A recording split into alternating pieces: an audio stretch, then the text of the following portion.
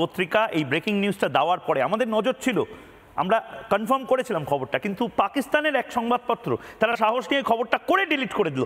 এই মুহূর্তের breaking news, আজ রাতে বড়সড় কিছু হতে পারে, বালুচি সেনাবাহিনী, বালুচের মুক্তিযোদ্ধারা বড়সড় কিছু করতে পারে, সেই আতঙ্কে পাক সেনা এবার বালুচিদের দিকেও নিজেদের কামান তাক করছে। আজ রাতেই বড়সড় আক্রমণের মুখে পাক সেনা থেকে 800 বালুচির পদত্যাগ। বালুচ সমাজের কেউ পাকিস্তানি সেনাবাহিনীর অন্তর্ভুক্ত হবে না বলে জানিয়ে দিয়েছে। ঠিক এই পরিস্থিতি 1971 সালে হয়েছিল।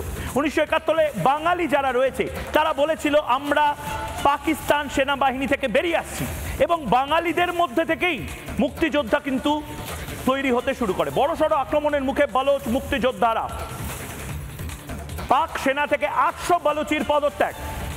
এই মুহূর্তে বড় ব্রেকিং নিউজ, 71 সালে যে ঘটনা ঘটেছিল পূর্ব পাকিস্তানে, ঠিক সেই ঘটনা এখন ঘটছে বালুচিদের সাথে। বালুচিরা বলছে আমরা পাকিস্তানের সাথে থাকবো না। বালুচি যারা রয়েছে তারা পাক সেনাবাহিনীর থেকে বেরিয়ে আসছে, রেজিগনেশন দিচ্ছে। 71 সালে বাঙালিরা খান সেনাদের সাথে দূরত্ব বজায় রাখার জন্য ঠিক এই কাজটা করেছিল। আরেকটা ব্রেকিং নিউজ, অরিত্রর কাছে যাওয়ার আগে আরেকটা ব্রেকিং নিউজ এই মুহূর্তে একাধিক জায়গায় হামলা, BLA ও TTPর দুটোই বালুচিস্তানের, যারা জানেন না এই মুহূর্তে জানিয়ে রাখি, দুটোই বালুচিস্তানের জঙ্গি সংগঠন পাকিস্তানের চোখে এবং সারা বিশ্বের চোখে মুক্তি সংগঠন। বিদ্রোহ ঘোষণা করে দিয়েছে বালুচ মুক্তি সেনারা, মাজিদ ব্রিগেড। একদম নির্দিষ্টভাবে এই নামগুলো মনে রাখুন।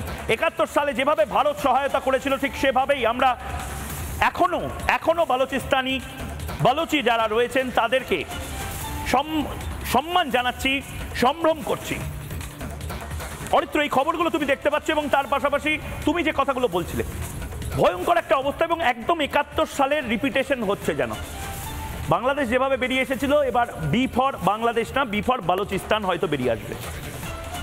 দেখুন, পাকিস্তানের অধিকাংশ জায়গাগুলোতেই পাক নাগরিকদের মধ্যে কোনো জাতীয়তাবাদ তৈরি করা সম্ভব হয়নি পাকিস্তানের পক্ষে। আপনি শুধু বালুচিস্তান দেখছেন, আপনি শুরুতেই যেটা বললেন যে খাইবার পাখতুনখোয়া সহ ট্রাইবাল এরিয়াসগুলো আফগানিস্তানের সাথে ব্যাপকভাবে কানেক্টেড, যেহেতু তারা পাশতো ভাষায় কথা বলে সেইটা আলাদা হয়ে যাবে। আমার কাছে লাস্ট কিছুদিন আগে একটা রিপোর্ট ছিল যে পাকিস্তানের কাছে যে পাঞ্জাব প্রদেশটা রয়েছে, সেই পাঞ্জাব প্রদেশও নাকি পাকিস্তানের সাথে থাকতে চাইছে না। তারাও অর্থনৈতিকভাবে এতটাই স্বতন্ত্র হয়ে উঠেছে যে তারা আলাদা হতে চাইছে, সিন্ধ আলাদা হতে চাইছে, বালুচিস্তান আলাদা হতে চাইছে।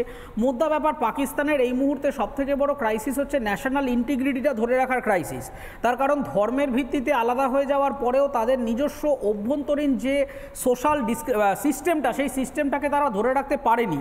এবং মজার ব্যাপার, আমার কাছে কিছু মুহূর্ত আগে একটি ভিডিও এলো, সেখানে একজন সাংবাদিক, পাকিস্তানের সাংবাদিক শাহিন শেবা, তিনি সরাসরি বলছেন যে জেনারেল মুনিরই ছিলেন এই অ্যাটাকের মাস্টারমাইন্ড। ইনি পাকিস্তানের একজন অন্যতম সিনিয়র জার্নালিস্ট। এবং তারপরে দেখা যাচ্ছে 5ই মে, আমার কাছে আপনাদের পাকিস্তানের টুইটার এই মুহূর্তে ব্যান রয়েছে, আপনারা কেউ চাইলে সার্চ করে দেখতে পারবেন। খাজা আসিফ, পাকিস্তানের সেনাকর্তা, তিনি তার টুইটার অ্যাকাউন্ট, যে ন্যাশনাল ইন্টিগ্রিটি সমস্যায় ভুগছে তিনি কিনা সেই সমস্ত নিয়ে তার কোনো চিন্তা নেই, পাকিস্তানের বালুচিস্তান আলাদা হয়ে যাচ্ছে চিন্তা নেই, তিনি ক্লাসিক্যাল হলিউডের মিম শেয়ার করছেন তার অফিসিয়াল টুইটার অ্যাকাউন্টে। ক্লাসিক্যাল হলিউডের সিনেমা দিয়ে তিনি মিম শেয়ার করছেন যে তিনি ঢাই করে নাকি গুলি করে ইন্ডিয়াকে শায়েস্তা। নানা ধরনের কন্টেন্ট দেখার জন্য লাইক করুন, শেয়ার করুন আমাদের ফেসবুক পেজ, সাবস্ক্রাইব করুন আমাদের ইউটিউব চ্যানেল। পাশাপাশি অন্যান্য ব্রেকিং নিউজের জন্য অবশ্যই চোখ রাখুন রিপাবলিক বাংলায়।